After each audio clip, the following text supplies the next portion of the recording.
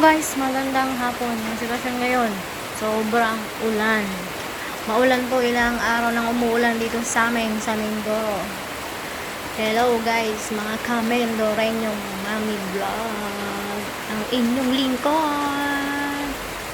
Kung hindi ka pa na-follow, mag-follow ka na dyan. Subscribe. Maraming salamat. Ayan ang ulan.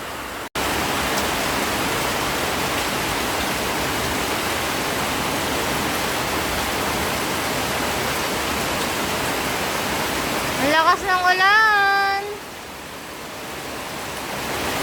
Heavy rain, heavy rain. Yan. Ang kapal ng pag, oh. Ang kapal ng pag.